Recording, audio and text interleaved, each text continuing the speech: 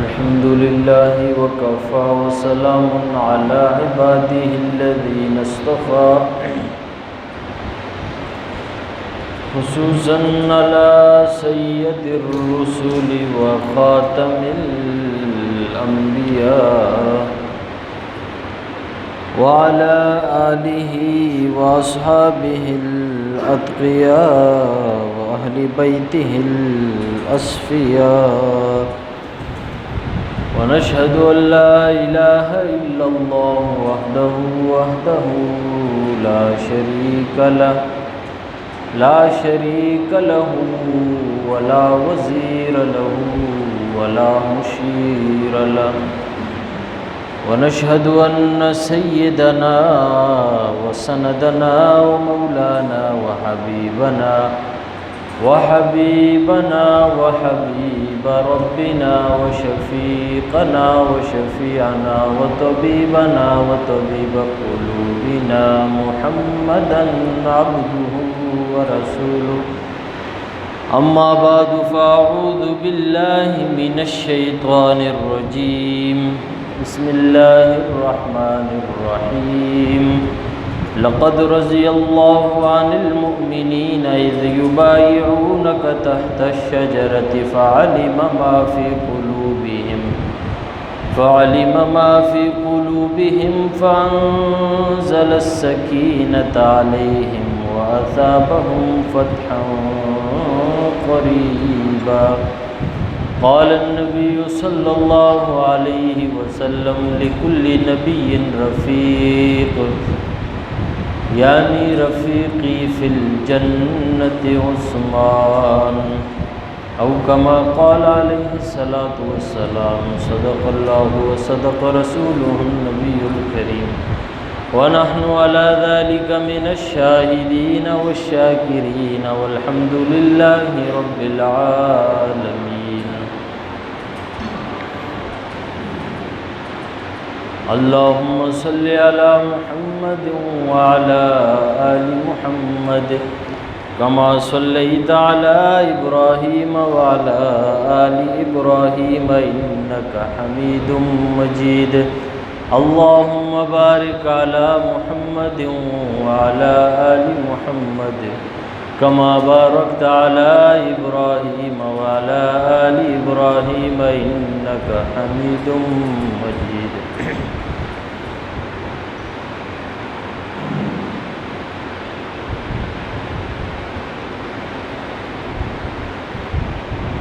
صحابی ہونا بہت بڑا اعزاز ہے، اور صحابی کہتے ہیں جس نے ایمان کی حالت میں رسول اللہ صلی اللہ علیہ وسلم کا دیدار کیا ہو اور پھر وہ ایمان کی حالت میں اس دنیا سے گیا ہو۔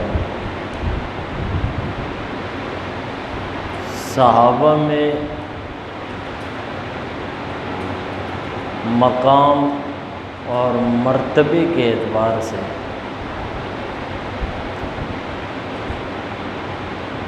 جس بات کو بیان کیا گیا ہے وہ یہ ہے کہ رسول اللہ صلی اللہ علیہ وسلم کے دور میں آپ علیہ السلام کی موجودگی میں صحابہ آپس میں جو گفتگو کیا کرتے تھے تو اس میں آپ علیہ السلام کے بعد سب سے زیادہ افضل وہ ابو بکر صدیق رضی اللہ تعالیٰ عنہ کو جانتے تھے، ان کے بعد صحابہ میں حضرت عمر رضی اللہ تعالیٰ عنہ کو جانتے اور بیان کرتے تھے، اور پھر تیسرے نمبر پر حضرت عثمان غنی رضی اللہ تعالیٰ عنہ کی فضیلت اور افضلیت کو بیان کرتے تھے۔ چوتھے نمبر پر حضرت علی المرتضیٰ رضی اللہ تعالیٰ عنہ کو بیان کرتے تھے اور ان کو چوتھے نمبر پہ بڑا جانتے تھے مقام اور مرتبے کے اعتبار سے۔ پھر ان کے علاوہ جو دیگر صحابہ کرام ہیں ان کو ایک دوسرے پر فضیلت نہیں دیتے تھے۔ لا نفاضل بینہم،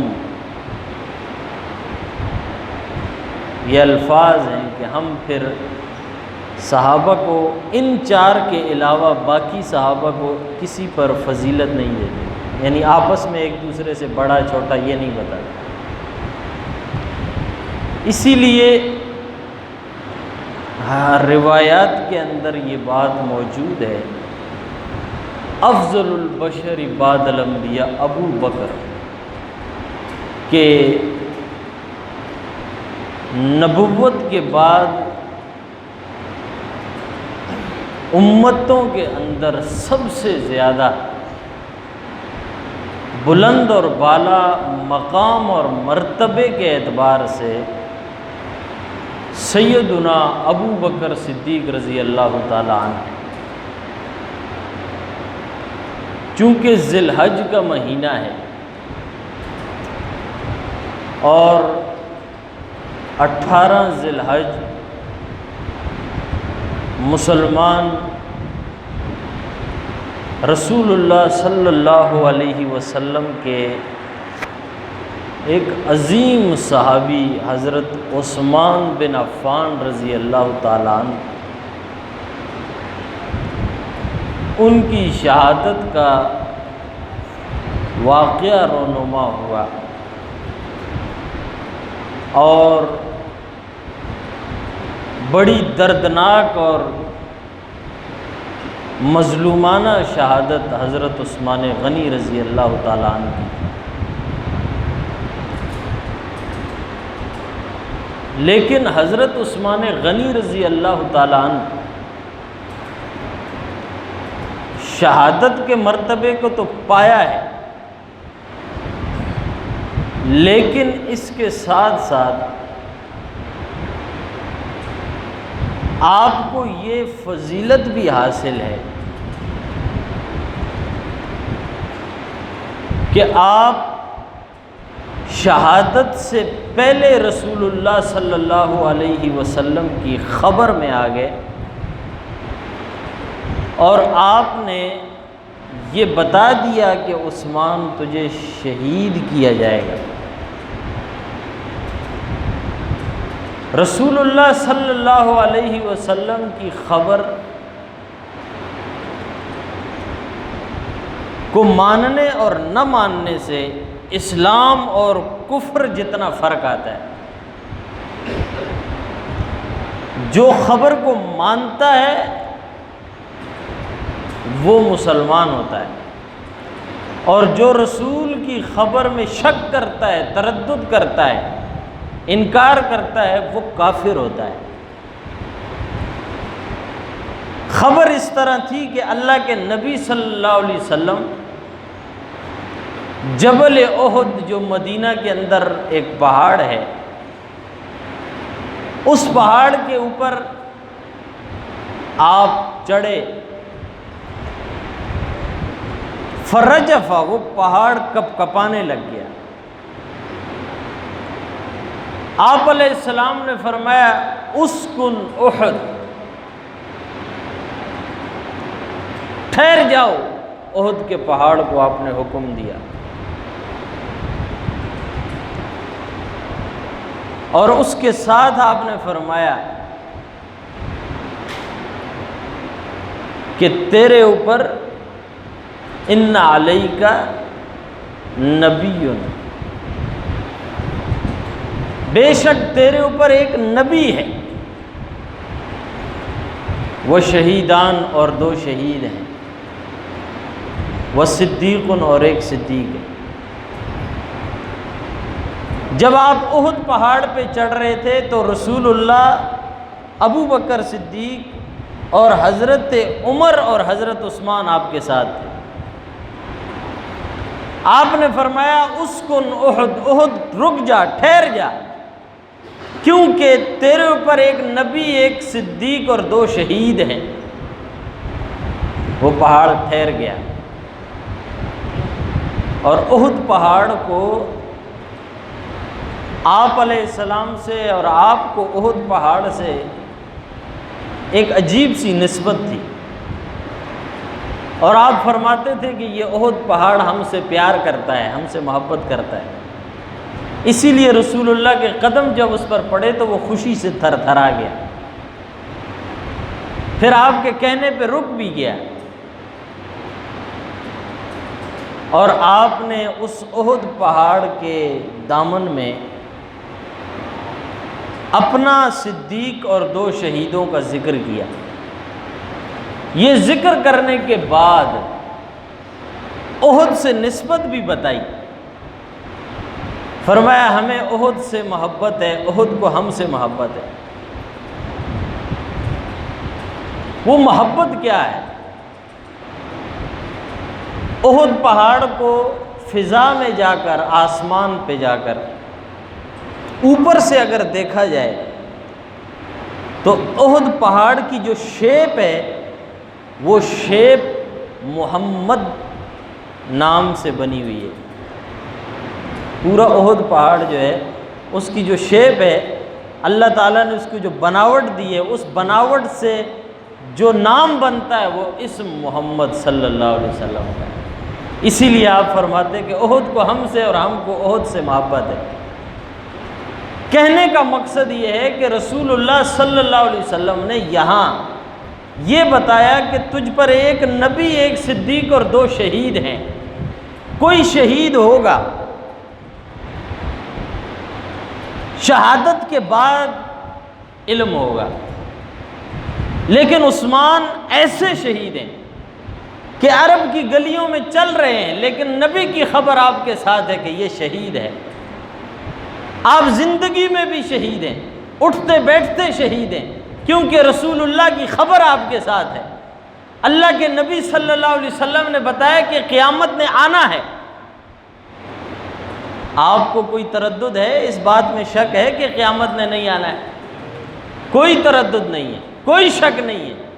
ہم اسی طرح یقین سے، اسی طرح ایمان سے قیامت پر ایمان رکھتے ہیں جس طرح اللہ رب العزت کی وحدہ لا شریک ذات پر ایمان رکھتے ہیں، اسی طرح رسول اللہ کے قول پر ایمان رکھتے ہیں۔ اللہ کے نبی صلی اللہ علیہ وسلم نے فرمایا عثمان تو شہید ہے، لیکن ایک اور موقع کے اوپر اللہ کے نبی صلی اللہ علیہ وسلم ایک باغ کے اندر تشریف لے جاتے ہیں، وہاں پر آپ بیٹھ جاتے ہیں اور ایک صحابی کھڑے ہو جاتے ہیں، آپ علیہ السلام کا پہرا دیتے ہیں۔ اللہ کے نبی صلی اللہ علیہ وسلم کو وہ صحابی پکار کے کہتا ہے یا رسول اللہ، ایک شخص آیا ہے، اجازت مانگ رہا ہے۔ آپ علیہ السلام نے فرمایا اس کو اجازت دے دو، لیکن اجازت دینے کے ساتھ جنت کی خوشخبری بھی سناؤ۔ وہ صحابی عرض کرتا ہے کہ میں نے دیکھا آنے والا ابو بکر تھا، میں نے اس کو جنت کی خوشخبری رسول اللہ کی طرف سے سنا کر کہا اللہ کے نبی آپ کو یاد کر رہے ہیں، اندر تشریف لے جائیے۔ تھوڑی دیر گزری، حضرت عمر آئے، اجازت طلب کی، اللہ کے نبی نے اجازت دی اور اس صحابی سے کہا اس کو خوشخبری دے دو کہ تجھے اللہ کی طرف سے جنت کی بشارت ہے۔ وہ صحابی حضرت عمر کو اجازت دے کر ساتھ میں جنت کی بشارت دیتا ہے۔ پھر حضرت عثمان آتے ہیں، اللہ کے نبی ان کے لیے یہی لفظ کہتے ہیں، لیکن اس کے ساتھ تھوڑی زیادتی کرتے ہیں، تھوڑا بڑھا دیتے ہیں، اور بڑھاتے ہوئے فرماتے ہیں عثمان کو یہ بھی بتانا کہ وہ جنت میں تو ضرور جائے گا، لیکن بہت بڑی تکلیفوں سے اس کو گزرنا پڑے گا۔ اور وہ تکلیفیں کیا تھی؟ یہ آج کے دنوں میں حضرت عثمان غنی رضی اللہ تعالیٰ عنہ اپنے گھر کے اندر بند تھے، پانی بند، کھانا پینا بند، ہر چیز حضرت عثمان غنی رضی اللہ تعالیٰ عنہ کی بند۔ 40 دن تک حضرت عثمان غنی رضی اللہ تعالیٰ عنہ کا پانی بند رکھا گیا۔ 3 دن پر پورے ملک میں واویلا کرتے ہیں، اور جو 40 دن تک پیاسا شہید ہوا اس کے مہینے میں لوگ شادیاں کرتے ہیں۔ شادی کرنا گناہ نہیں ہے، شادی کرنا گناہ نہیں ہے، لیکن یہ کہہ کر اس مہینے میں شادی کرنا کہ آگے محرم آ رہا ہے اس لیے اس مہینے میں شادی کر رہے ہیں، تو تمہیں شرم نہیں آتی ہے؟ محرم والا 3 دن پیاسا شہید ہوا ہے اور ذی الحج والا 40 دن پیاسا شہید ہوا ہے۔ اگر شادی نہ کرنا احترام تھا تو سال کے 12 مہینوں کے اندر کوئی نہ کوئی عظیم صحابی ہستی شہید ہوئی ہے، پھر ساری زندگی کوارے رنڈوے بیٹھے رہتے، شادی نہیں ہوتی تمہاری۔ یہ دینداری نہیں ہے جس کو لوگوں نے بنایا ہے۔ آگے محرم آ رہا ہے، محرم میں شادی نہیں، زنا کھلے عام کرو متے کی صورت میں، شادی نہیں ہے۔ بے حیائی کو نیکی کا نام کھلے عام دے کر ذاکر پیدا کرو، لیکن شادی نہیں کرو۔ کیوں نہ کرو؟ حضرت حیدری شہید رحمۃ اللہ علیہ ہمارے استاذ محترم، اللہ پاک ان کی قبر پر کروڑوں رحمتیں نازل فرمائے، ان سے کسی نے کہا علامہ صاحب محرم میں شادی کرنا جائز ہے؟ تو حیدری صاحب نے پوچھا رمضان میں جائز ہے؟ تو اس نے کہا ہاں جائز ہے۔ تو حیدری صاحب رحمۃ اللہ علیہ نے فرمایا محرم میں بھی جائز ہے؟ اس نے کہا کیسے جائز ہے؟ حسین شہید ہوئے۔ آپ نے فرمایا اور رمضان میں حسین کے بابا علی شہید ہوئے۔ تو حسین کا مقام بڑا ہے حضرت علی کا، اور باپ کا مقام اونچا ہوتا ہے بیٹے کا۔ تو رمضان میں حضرت علی شہید ہوئے کوفہ کی جامع مسجد میں، رمضان میں شادی جائز ہے، محرم میں حسین شہید ہوئے تو پھر جائز نہیں ہے۔ ربیع الاول میں رسول اللہ دنیا سے گئے، ناچنا بھی جائز ہو گیا، جھنڈیاں لگانا بھی جائز ہو گیا، کودنا بھی جائز ہو گیا، خوشیاں منانا بھی جائز ہو گیا۔ جس مہینے میں نبی جا رہے ہیں اس مہینے کو خوشی کا مہینہ قرار دیا، جس مہینے میں حسین جا رہے ہیں اس مہینے کو غم کا مہینہ قرار دیا۔ تف نہیں ہے ان عقلوں پر، اس سمجھداری پر تف نہیں ہے۔ تو دونوں ایک ہی طرح چل رہے ہیں۔ جس طرح سیاسی حکومتیں جو ہے نا وہ ڈگمگا رہی ہیں، ایسے مولویوں کے اور مشرکوں کے اور پیروں کے اقوال بھی اپنی جگہ پر رہتے نہیں ہیں، وہ ڈگمگاتے رہتے ہیں، کبھی ادھر کی ادھر مارتے ہیں، ادھر کی ادھر مارتے ہیں۔ اور یہ اس لیے ہوتا ہے کہ ہم قرآن سے دور ہیں، نبی کے فرمان سے دور ہیں۔ ہمیں نہ قرآن آتا ہے نہ رسول اللہ کا فرمان آتا ہے، اس وجہ سے یہ سارے کام ہوتے ہیں۔ حضرت عثمان غنی رضی اللہ تعالیٰ عنہ وہ انسان ہیں کہ جن کی سیرت کو، جن کی شخصیت کے اندر ہر پہلو موجود ہے، اور معاشرے کے ہر فرد کے لیے حضرت عثمان غنی رضی اللہ تعالیٰ عنہ کی شخصیت میں ایک پہلو موجود ہے۔ اللہ تعالیٰ نے آپ کو مال و دولت کی فراوانی دی، تو ہمارے معاشرے میں مال و دولت کی فراوانی یہ علامت ہے عیاشی کی۔ جس کے پاس مال و دولت ہوتی ہے اس کی عیاشی پہ ہر آدمی کہتے ہیں گھٹ سڑے دے، گھٹ سڑے دے، گھٹ گاڑے دے ورسرا۔ غریب آدمی کوئی ادھر ادھر حرکت بھی کر جائے تو اس کو ہر آدمی، اس کو شرم نہیں آتی، اس کو یہ نہیں آتی، اس کو وہ نہیں آتی۔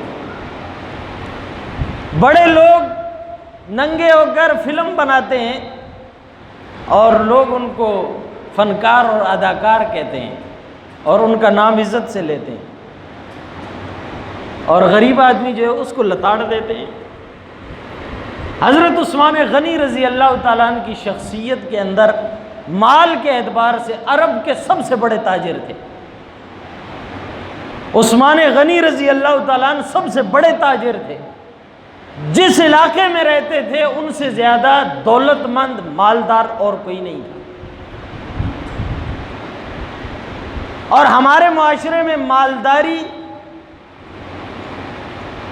وہ عیاشی کا نام ہے، اور عثمان غنی رضی اللہ تعالیٰ عنہ سے ان کی مالداری کے باوجود جو چیز منسوب ہوئی، اللہ کے نبی صلی اللہ علیہ وسلم نے ام المومنین عائشہ صدیقہ رضی اللہ تعالیٰ عنہا کے پوچھنے پر آپ نے فرمایا الا استحی،